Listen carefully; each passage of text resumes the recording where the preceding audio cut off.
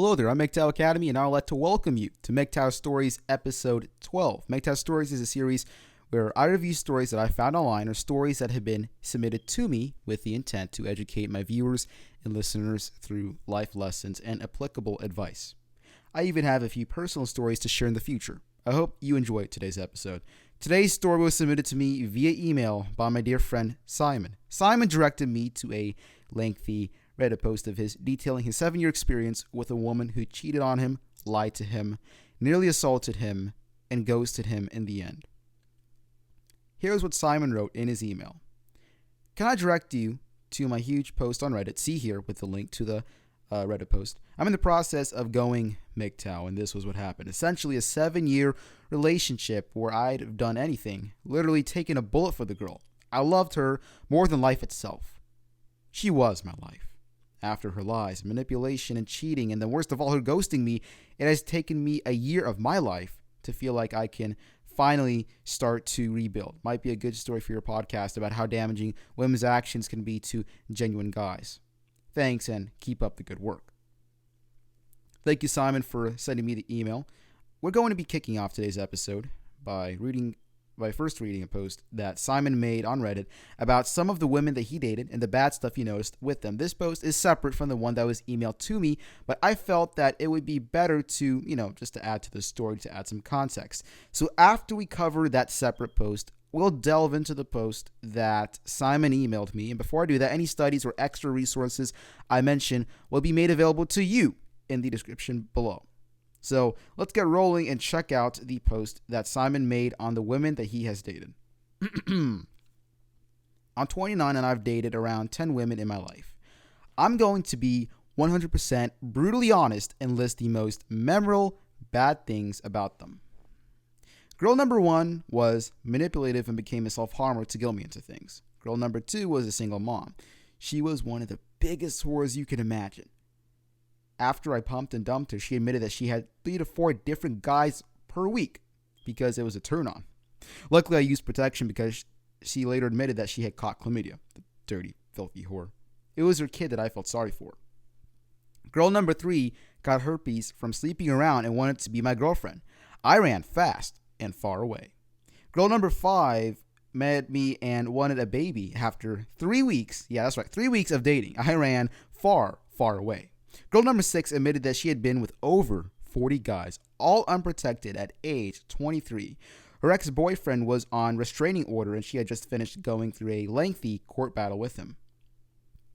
There are more examples, and you may blame me saying I pick a certain type.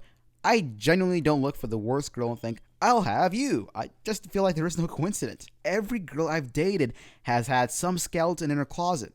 She's either been a whore, is wanting to be a whore, is a psychopath, or a manipulative liar, or a cheat. I've never, ever met or dated a genuine girl since I started dating around age 15. I knew a Filipino woman who dated this guy, told him she loved him every single day, paraded his photos all over social media, manipulating him into believing that he had found his future wife. They had a kid, and she left him. He is now paying 18 years worth of child support, and he's broke. Do any genuine, nice, warm, loyal women exist? Serious question. All I've seen him come into contact with are women like this. Well, let's first dissect the 6 examples of women he's been with. Okay, so the first one was manipulative and used self-harm as a means to guilt Simon into doing things. So guys, if you ever find yourself in this situation, you should be really cautious, evidently. I don't want you to leave her and then something might happen to her and you both, or you at least, end up feeling guilty as a result. But I would rather you do what's in the best interest of both you and her. Don't stay in the relationship, in a relationship where you're forced to do things against your will. You're being put in that position. That's not okay. I'd say contacting, professional help ASAP would be the best route to go in this situation. If a person has issues like using self-harm to manipulate you, they may need time to deal with themselves and their problems, not you. And then we had the single mom who had 3 to 4 guys going in and out of her weekly, Like she's I don't know how to describe it. It's like, you know those doors that you see in those old Western saloons, like in a cowboy movie, and they open in and out and whatever. It reminds me of one of those things. You know, that's what those things, that type of a situation. It reminds me of those doors. It's hilarious. No surprise that she had chlamydia. Girl number 3, with herpes, wanted a relationship, and our good friend Simon did the right thing and went nope, and he got out of there fast. Way to go, Simon. Girl number 5 wanted to have a kid after just 3 weeks of getting to know her soulmate. So, I mean, yeah, that seems legit. Yeah, seems reasonable. Now, Simon once again made the right call and decided to go in the opposite direction, far, far away.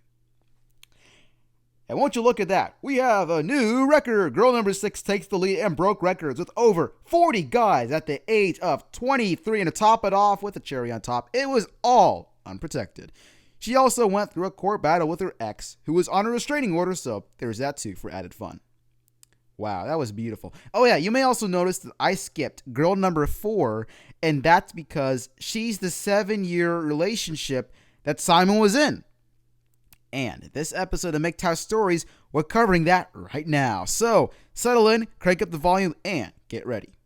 So here's the post that Simon sent me via email that's on Reddit.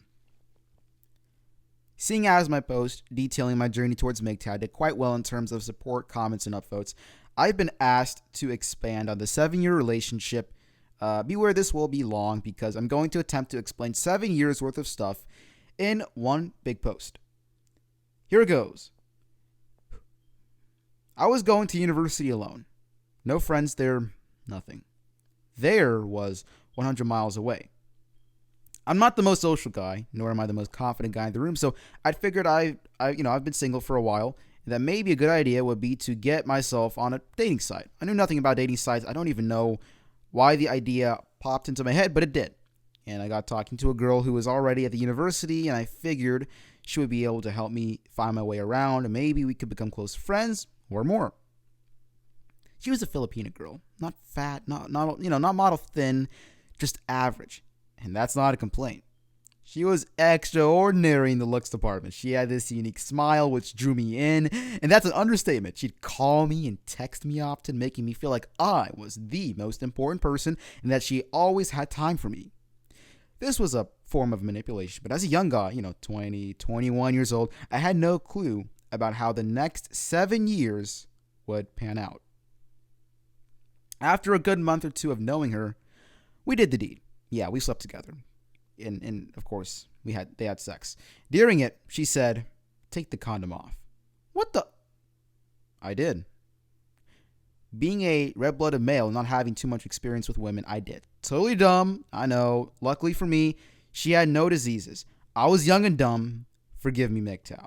Anyways, that practically sealed it, and we became boyfriend-girlfriend from that moment on.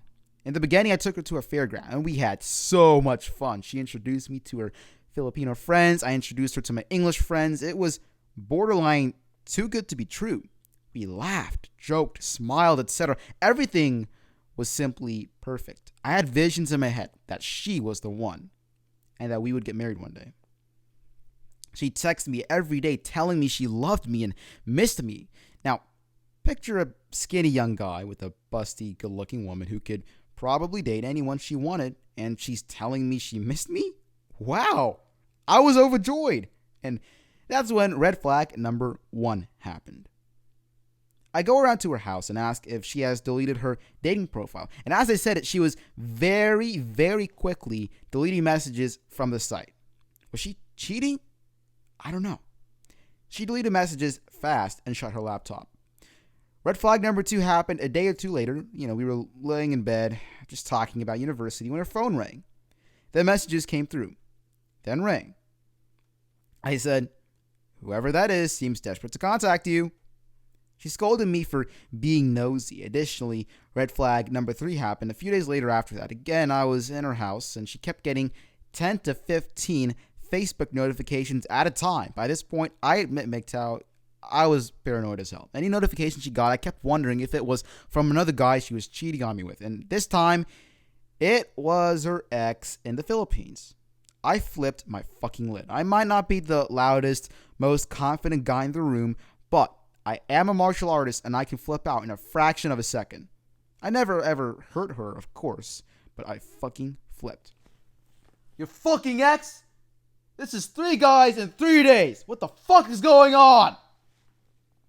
She kept saying how she can't control other guys messaging her, etc. And when I came to my senses, I figured, yeah, maybe I shouldn't have flipped, and she was probably right. Okay, she couldn't control the messaging, but why on earth was she getting all these messages from different guys? Fast forward a few months, and it's Easter, April 2012. I'm in the park with her Filipino cousin, illegally, by the way, was in the country, and tagged along everywhere we did. The Filipino cousin was a bad influence. She absolutely hated me. I actually think she was racist against white people, but that's another story for another day. Anyways, the Filipino cousin let it slip that her cousin had an ex who lived nearby in the park that we were in. Again, I flipped the fuck out. She told me that she'd only slept with one guy, and that was her ex in the Philippines, who was messaging her a few months back, and now I'm being told that she has an ex nearby? Just how many guys are there? Well, it turns out the guy messaging 15 times was that guy, and I had to practically force her to tell me. I wasn't flipping out because of the number of guys. It was all the lies early on. It wasn't a good sign. Bear in mind, I'd been 100% loyal, told her the truth about my past, etc. The lies were a huge red flag, but young and dumb. So a year passes, and she has introduced me to more Filipinos. I swear to God. There was a clan of them. They attend something called a fiesta, and it's a huge Filipino party. She introduced me to this one woman who was aged 40 and was the biggest cock slut you can imagine. I swear, she used to be with a different guy each week. She was by far the single worst influence on my ex-girlfriend you can imagine. She used to encourage my ex to be single and enjoy as many men as possible. Slutbag. Whilst all this is going on, I've forgiven the ex because a year had passed, and then suddenly I have to go to the library with her, one day. And when we get there is a guy she talks to. He eyes her up, literally looking at her tits in front of me. I feel like going over and knocking him out, but paranoia comes back, and I think to myself, I wonder if he has been with her too. We'll come back to this one. So a year passes, a year or two passes, and yeah, we're living together, all right? She changes. Yeah, she changes. Sex has almost stopped. I'd helped her get much slimmer with her eating habits. She had basically made me live on takeaway food, and I put on 40 to 50 pounds in weight. I was fat with a huge, huge gut compared to the guy that I was when I first got with her. I was extremely unattractive, and I believe she was a feeder. I think that was to get me to be unattractive to other girls, but look. One day, we had a huge argument, okay? 4 to 5 years into the relationship, she throws a dinner plate at my head. Yeah, now luckily, I dodged that shit like the Matrix. Funny as that sounds, I'm shaking with adrenaline. I cannot believe what she has just attempted to do to me. She goes and locks herself in her room. I stay upstairs away from her. Later on, I hear her moaning from her room. Porn? What the fuck is going on? I knock on her locked bedroom door. No answer. Now I panic. Can you open this, please? 5 minutes later, she answers, naked underneath a dressing gown. I bust my way in there to see if there's a guy in there, and lo and behold, he's not physically there, but library guy, aka the guy I wanted to knock out for looking at her tits in the library, is on FaceTime, jerking himself off whilst she has been doing God knows what. Now, in case you're wondering why I didn't leave, she had essentially told me to flirt with other girls and give me a pass to do what I wanted. I never physically cheated with any girl, but with the lack of sex, I did flirt a little with other girls. Nothing physical, just flirting and innuendo, okay? Anyways, 7 years now, okay, and all the crap had been forgotten. We were getting along better than ever. I mean, we were 100% fine, and people even used to comment, I wish we had a relationship like you two. So much so, we got engaged. Anyways, remember her slutty 40-year-old friend? Well, she was back on the scene with the cousin. Yeah, 3 Filipinas together. The cousin of the 40-year-old practically convinced her that I was somehow not a good guy and I wasn't the right one for her to marry. So one night, I'm about to go to karate class, okay? I was training for my purple belt, just 2 to 3 away from the black belt, okay? When I get a text, it's over. I'm done. What the fuck? Why? I messaged her, begging for an explanation. Nothing. So I said, I want the MacBook and ring back. She says, okay. That's when my heart truly sank. I mean, I didn't give a shit if someone shot me in the brain and I exploded into a million pieces. I was hoping we'd somehow be able to sort it. So I drive 100 miles from where I originally lived to her house to go and get it, the ring and MacBook. It was a long-distance relationship in the final 2 years. She meets me with 3 guys. 3! Part of me was upset as hell. I felt like pounding the shit out of all of them. But let's count this up. 3 guys coming out of a car. A library dude. The ex who lived by the park. Mysterious messages on, dating on the dating profile that she deleted. And that's just a few scenarios I knew about. I got my MacBook and ring back. Whilst 3 guys, one of whom looked like he could seriously fight, all watched me intently. Moral of the story, Filipino girls are bad.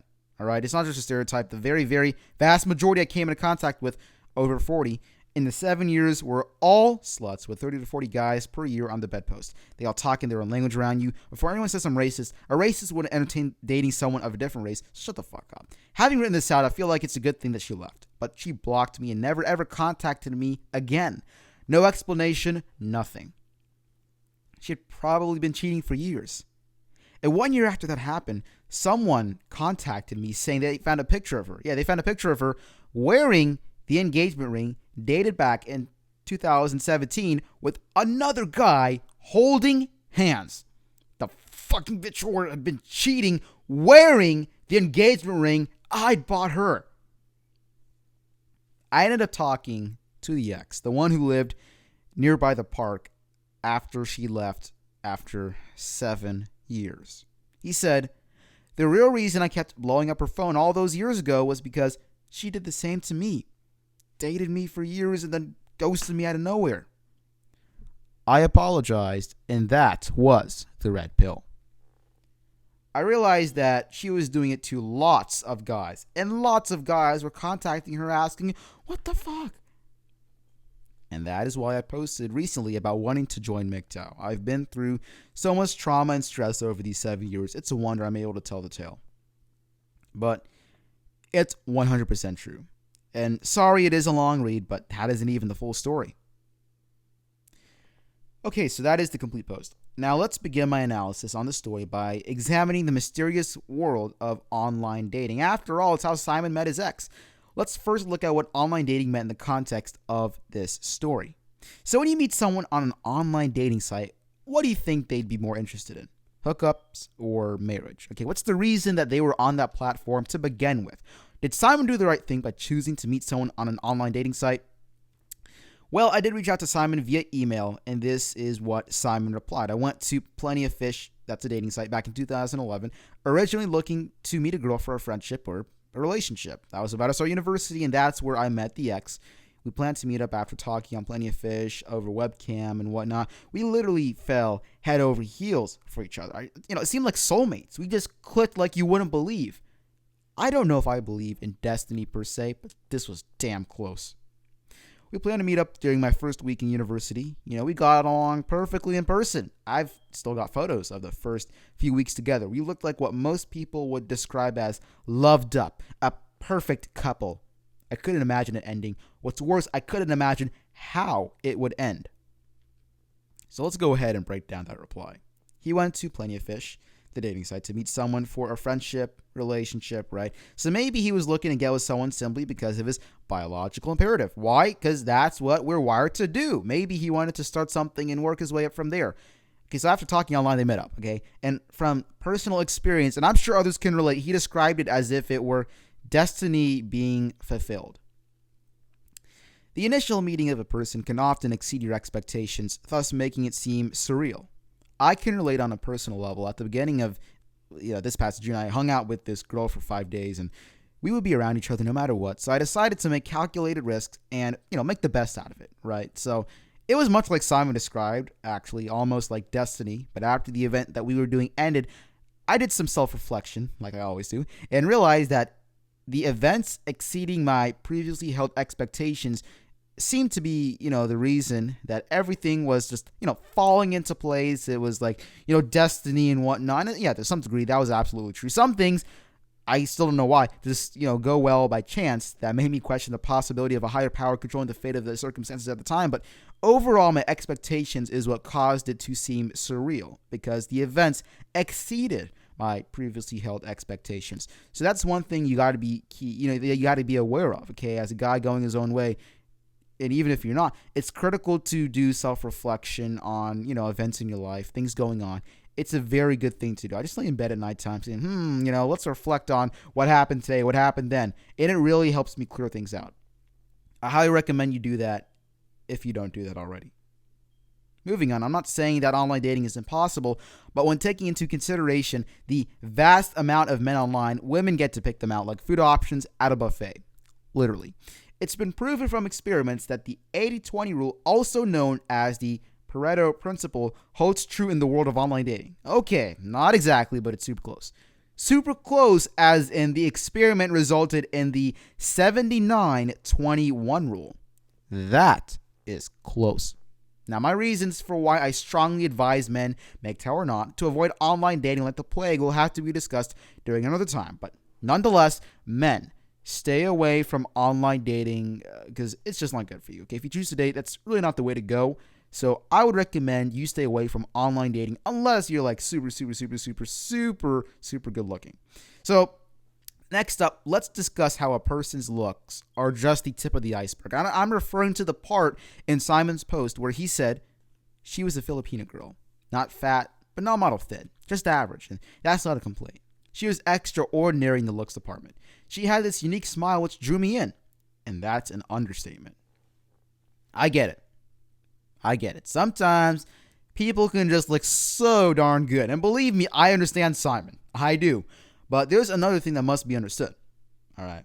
Good looks doesn't equal good personality and character. A person can have a horrible personality because they look good. Not to say good-looking people are horrible folks, but I'm merely making an example, okay? And look, when you see someone who catches the attention of your head, maybe it's one head or the other head, maybe even both heads, you don't yet know them as a person. I'm not saying you're unaware of that concept, Simon, but it's something that I feel important to share with the listener or viewer of this episode of MGTOW Stories, okay? Don't let the looks fool you because they can be the curtain for a horrible person. Let's next move on to a big mistake that I noticed, and even Simon noticed himself: unprotected sex. Let's go back to the post and read that specific part. After a good month or two of knowing her, we did the deed. We slept together. During it, she said, "Take the condom off." What the? I did. Being a red-blooded male and not having too much experience with women, I did. Totally dumb. Luckily for me, she had no diseases. I was young and dumb. Forgive me, MGTOW. This reminds me of something I read online a few years ago on a random-ass website. The author wrote something along the lines of, if she doesn't make you wear a condom or wants you to take it off, she probably held other guys to the same standard. What would make you any different? In fact, we do know that this chick was with other guys before Simon, as mentioned later in the story. An STD is not worth the temporary pleasure, and if you're that desperate for sex, pay for it. Okay, don't give in if a girl tells you to take off the condom and you're not comfortable with that, okay? Respect your boundaries and, most importantly, respect yourself. Speaking of boundaries, try to have that discussion before getting to fun time if possible. Just a little FYI. So look, if you guys, both agree or disagree on something, whatever, less time will be wasted. So have that conversation about boundaries and whatnot before going to fun time, all right? And Simon, considering that she lied to you about her previous partners, or her even having previous partners for that matter, you're extremely lucky to walk away disease-free, my friend. So in short, look, don't risk a lifelong consequence for a short-term pleasure that will last under, maybe half an hour to an hour. All right, it's definitely not worth the risk. Remember, MGTOW may calculated risks if you do decide to venture into the world of hookups and sex. Let's now move on to the red flags that I picked up during the post. So let's start with the trust issues that developed as the relationship progressed. Without trust, there's no love. Okay, if I have a girlfriend, how can I love her if I can't trust her to not cheat on me? So when she was deleting those messages quickly and when she shut her laptop quickly, it would make you question, what is so secretive that it must be hidden from Simon? Is it information that would jeopardize the relationship? Why is it being hidden? I understand that even in a relationship, respecting your significant other's privacy is important, but if they're potentially cheating on you, which you suspect but can't tell for sure, that's where things can get complicated and confusing. If you were to ask me what I would have done, I would tell you that I honestly don't know.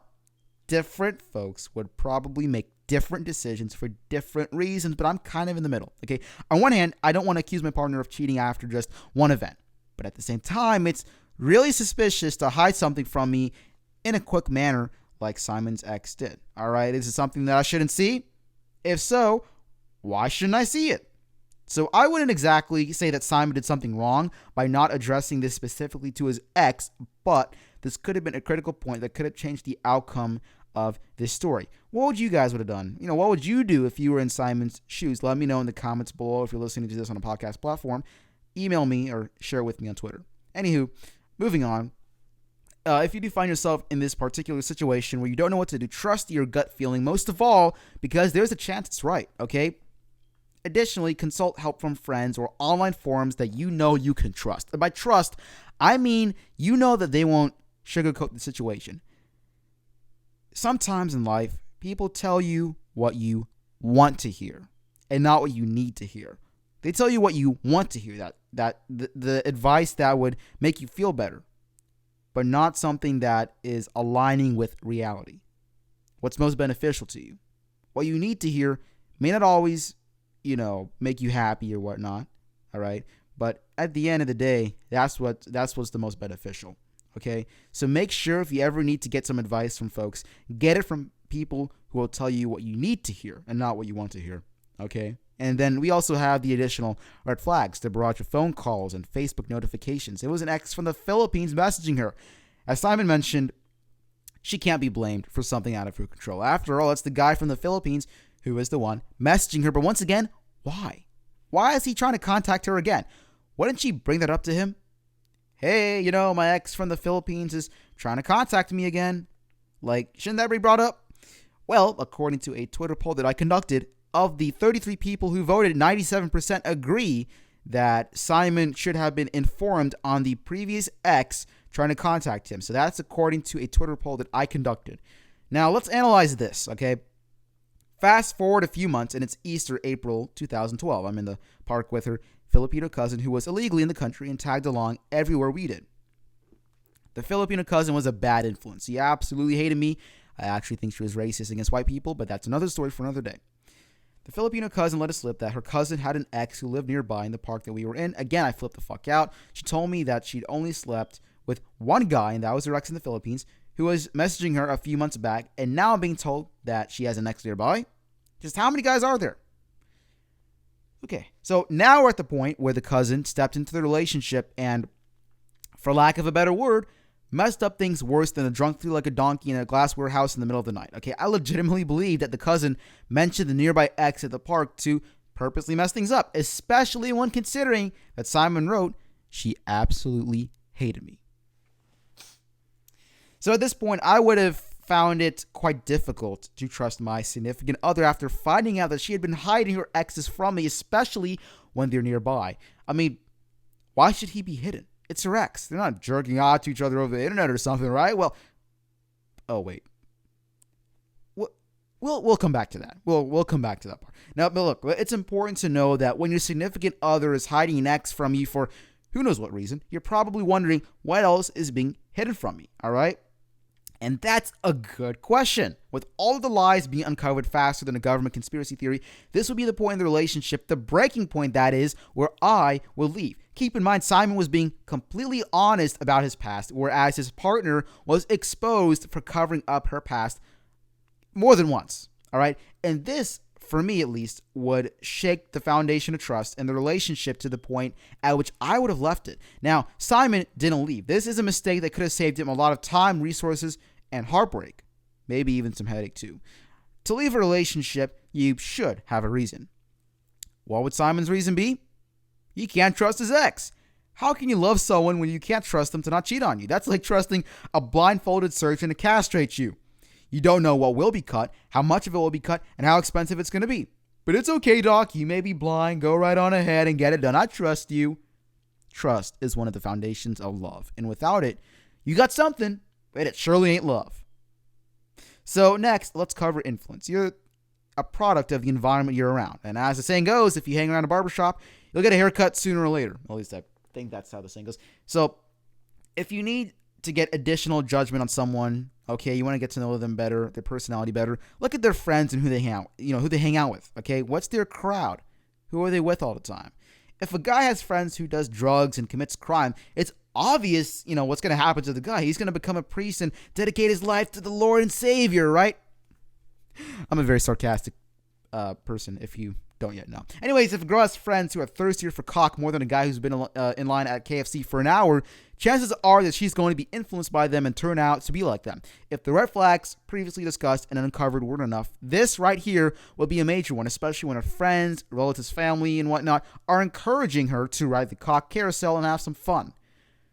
So, anyways, we're now at the point where it's been a year and things have improved. Specifically, we're at the point where Mr. Googly Eyes at the library conducts some visual observation of Simon's, at the time, girlfriend.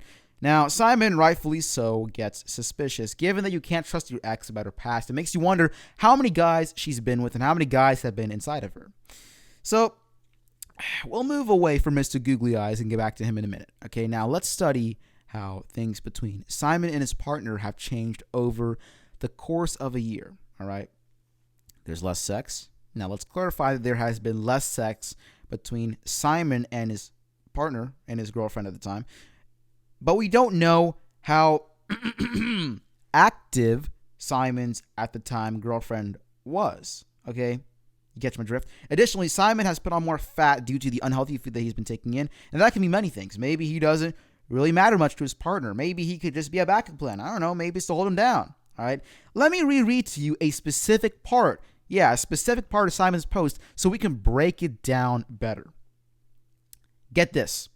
So a year or two passes and we're living together. She changes. Sex has almost stopped. Let's first notice how Simon mentioned her changing. We must keep this in mind when we initially first develop strong feelings for someone. Okay, remember when Simon said that she made him feel like the most important person in the room? Where did that go? At the window, apparently. Also, sex has almost stopped. Sex has almost stopped. Just enough to keep him in the relationship, just enough so that it can be used as a manipulative tactic to hold him in the toxic relationship. It's not completely gone, but it's almost gone. All right. So Simon will get the mentality that he has to work harder for some action. All right. For some action. This is what I mean by action, in case you don't yet know. Okay. I don't know the specifics of this case with Simon, but this is how lots of men get tricked after almost a year or so into a relationship. Sex declines just enough so the guy doesn't leave, and also so that it can be used as manipulation against him for the benefit of her. Remember, manipulation against him for the benefit of her. All right? Sure, sex is for reproduction, but it can be for many things as well. Same with sex, all right? Sex, it can be cardio exercise for some. It can be a way to make money or even manipulation of your partner. Yes, this is a form of manipulation, using sex as a way to control your partner. It's called manipulation, folks. Get used to it. Lot of manipulative people out there, so be careful. Look, men, be cautious. Don't be controlled by your primitive instincts to smash, especially when your partner is controlling you for her benefit. Now, after 4 to 5 years of being in that relationship, which seems to be about toxic in my opinion, there is the huge argument that ends with Simon nearly getting assaulted with a dinner plate. Attempted assault isn't okay, no matter who is the perpetrator or victim. Okay, let's sidetrack for just a tad bit here. People don't tend to take seriously men who are victims of assault and attempted assault. And men are assaulted much more than you think. According to a publication in the National Center for Biotechnology Information, which will be linked to you in the description, in non-reciprocally violent relationships, women were the perpetrators in more than 70% of the cases. And that's a big number. All right, 70%. So look, violence is violence and is never okay. If you need to, it doesn't hurt to call 1-800-799-7233 if you're in the U.S. And you need help regarding domestic violence, or call 911 if you're in immediate danger. If you want to reach out to me, my email address is MGTOWacademy.media@gmail.com, or send a message to me on Twitter. My handle is at all caps MGTOW followed by Academy. The first A in Academy is capitalized. Domestic violence is not an issue that should be taken lightly, and it can help a lot to have someone to talk to. And if you need me, I'm always here. I'm always open to talk to you about anything if you ever need it. All right. But anyways, guys, getting back on track, this plate being thrown is something that made me raise my eyebrows because it's just straight up wrong. It's unacceptable. All right. And then after that happened, she locked herself in her room where she met up with Mr. Googly Eyes from the library, where they both pleasured themselves to each other at the same time. Now, I do have a few questions that I'm afraid simply can't be answered, but are still worth pondering. Okay. How did they get into contact with each other? Did they know each other from before? Have they been cheating? Did he get her information when Simon wasn't there? A jerk-off session over Skype definitely crosses the limit, so it makes you wonder what else they could have done behind Simon's back. And even if Simon were to have stayed in the relationship, this would be the ultimate breaking point if the previous ones weren't. After the uncovered lies, Skype jerk-off sessions, attempted assault, and little sex, I would have left that relationship faster than an SR-71 Blackbird, which is a very, very, very, very, very, very, very, very, very fast airplane for those of you who don't yet know. All right. I love airplanes, so I will be referencing them every now and then. Get used to it. Now, anyway, Simon did mention that he stayed because he was issued a pass to do whatever he wanted to do with another girl. Now, in my opinion, this shows that Simon's partner doesn't see this as serious. A pass? Really? That was 7 years, a relationship for 7 years, and a pass. Okay. That's just my take on it, but okay. So anyways, that just, in my opinion, shows that Simon's partner doesn't see this as serious, offering a pass like that. Hey, another way of getting a pass? By leaving the whole ass relationship altogether. Why would you stay? Do you need to get hit by a dinner plate this time in the head? Do you want to catch her in bed this time with Mr. Googly Eyes? And besides, why do you need her approval? Look, I get that you've been with her for a while now. It's going to be tough to break up and whatnot. I get it, okay? But remember that she lied to you about her past, threw a plate at you and almost hit you, had pleasure time with some dude from the library without you knowing, and you never told her any of that was okay. Look, Simon, my friend, don't take it personally, but please, dude, this is ridiculous. Respect yourself. You do not need her approval given how she has acted and how she has treated you. And this goes out to all men, okay? Everyone's been there in that situation. I've made mistakes just like Simon has. We all have. Admit it. We're all human. That's what makes us human. But please, you need to learn to have some respect for yourself. Have boundaries and have some respect, please.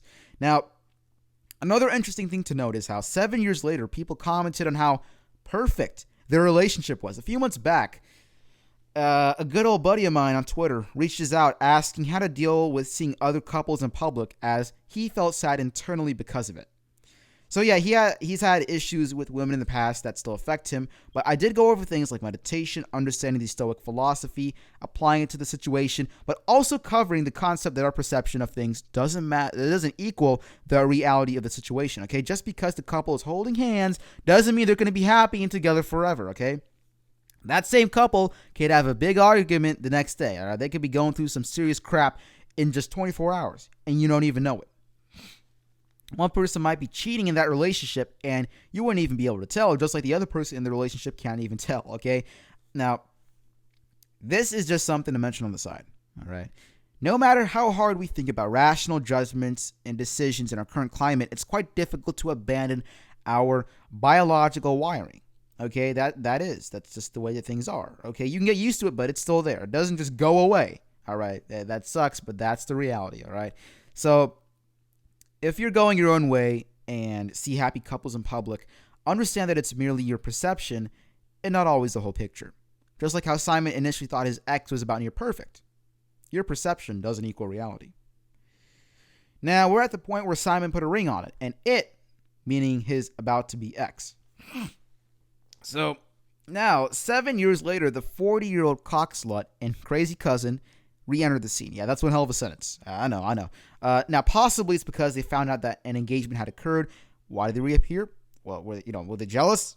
They didn't want her to get married so that she could keep partying? I don't know for sure, but one thing is for sure, Simon was saved from a hell of a lot of trouble. Think about it. If they never convinced Simon's wife-to-be to end the relationship, he would have to endure a lifetime's worth of hell. Simon underwent so much in just 7 years. Imagine what a lifetime of that would do to him. It's crazy. I mean, yeah, he could then divorce her, but we all know how that ends for the man. If you get a divorce, we all know that. You don't need to say it. We just know. Okay, look, once you're in, you're screwed. And how you're screwed is up to the discretion of your wife, in the court system. And let's just focus on how Simon's partner broke it to him. How she told him that after 7 years, there would be no marriage. Over text. Text, or SMS, is a form of digital communication, and it's definitely not the way that I would want to be told that my wedding's being called off because after 7 years, a 40-year-old whore and a cousin decided that I'm not the one to marry. But I want you, the listener, the viewer, I'm talking to you, to think back 7 years from where you are today. That's over 2,500 days, and poor Simon was informed that his wedding would be called off over a text message. I think that's a little bit, that just throws me off. The fact that it was a text message. I don't know, man. I get that it's more convenient for some folks, but that's 7 years in a text message, man. Now, look, if there's one right thing Simon did in these 7 years, it would be going back and getting his ring and MacBook. Okay, Simon added, he added that the last 2 years of the relationship was an LDR, or a long-distance relationship. Now, folks, some may not know this, but I've guided and advised people about relationship stuff and whatnot before I even discovered MGTOW, more accurately, between 2015 and 2016. I did that stuff online over email. Yeah. Hell, to this day, I still get random emails from folks on my old email address asking for their advice on their situation. And 90% of the stuff I dealt with was LDRs, long distance relationships. So this comes with absolutely no surprise to me. It's much easier to cheat behind someone's back when distance becomes a factor, for example. Okay. There's a disconnect there.